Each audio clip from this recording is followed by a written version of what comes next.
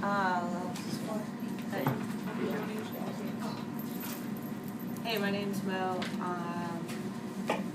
I am from Danbury, Connecticut, and I had my transplant almost 2 years ago, May 3rd, 2012. I'm a pretty normal person, been an athlete all my life, and all of a sudden I became jaundiced. So I knew something was wrong, went to the doctor, they admitted me right on the spot, 16 days worth of tests, and a lot of various diagnoses. I was finally diagnosed with Budd-Chiari and stage 4 liver cirrhosis and told that I needed a transplant to survive. I was living in South Carolina at the time and not receiving the best medical attention, so I moved up here to Danbury, Connecticut to be closer to my family, and I was admitted to Yale. And Dr. Gesualdi was my doctor at the time, and he was looking through all my tests in Greenville, and he said, "This looks worrisome, I want to redo all your tests." So I had all my tests redone, but I didn't know it. During my liver biopsy, they had accidentally nicked my liver, but nobody knew until one day I went up to go to the bathroom and I collapsed. Well, I went into cardiac arrest and lost my pulse 4 times. They were able to bring me back without being invasive, but unfortunately it really expedited my illness. They told me I had about 24 to 48 hours to get the transplant, or that was going to be it. So I was unconscious at the time, and my family was doing all the paperwork for me. And May 3rd, 2012, I had my life-saving liver transplant. I woke up, I had no idea what had happened. I look over, my mom was there. She wasn't there last time I remember, and she was like, "You got a liver transplant?" And I was like, "You're lying." And I was like, "I didn't have a liver transplant. You're crazy." Anyway, so I was doing okay for a little while, and then I started having some neurological symptoms. I was seeing flashing lights out of the corner of my eye, different colors, red, green, and yellow. I was hearing different voices. This lady was nonstop talking, but when I looked around, nobody was there. I thought I was going crazy. I had a terrible, terrible headache. It felt like my skull was going to pop right out of my head. It hurt so bad. And then the only thing I could say was, "Yes, ma'am." And finally, I was out again. And a couple days, I woke up later, and they were like, "You had brain surgery." And I was like, "You gotta be kidding me." So I feel down my head, there's staples going down my the back of my head. And I was like, "What happened?" And they were like, "You have acquired this extremely rare and extremely fatal fungal infection in your brain called invasive aspergillus." Well, invasive aspergillus has almost 100% mortality rate in immunosuppressed and transplant patients.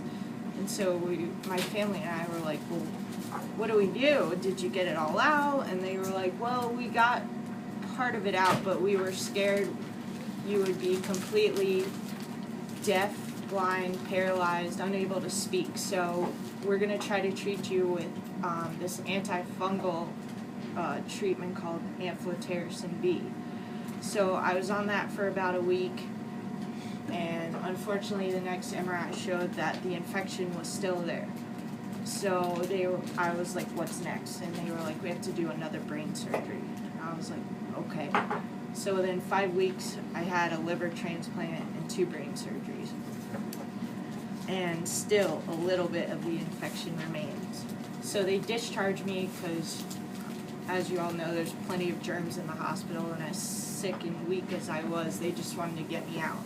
So I was discharged to my grandparents' house, and for 7 weeks, 7 days a week, almost 7 hours a day, my grandfather and I administered amphotericin B.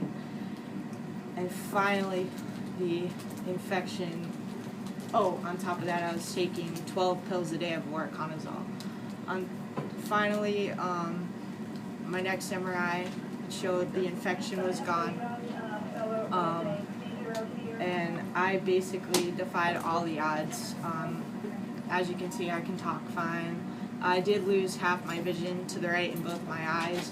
I have Hemanius hemianopia, but I've been doing extensive visual therapy, and I still play golf, and even though I haven't been able to drive, my eye doctor told me last week that she thinks I'm ready to go to driving school, and I went Monday and I did a on-the-road test on the highway, and I passed. So I'm gonna be able to drive. It took me a while to walk, but I've just done extensive physical therapy, and I've run 4 or 5Ks, and I'm actually going to be competing this summer at the Transplant games in Houston in golf, the 5K, and 2 other sporting events. And so that all of this is possible because of organ donation. I had an anonymous donor. I don't know who they are. I'm very grateful every day that I wake up just for them to have made that decision to check yes. To some people, they don't think about it at the time. They're like, I don't have to worry about this now. But just by them going ahead and saying yes, I've been able to have this life and do all of the things that I was told I'll never be able to do.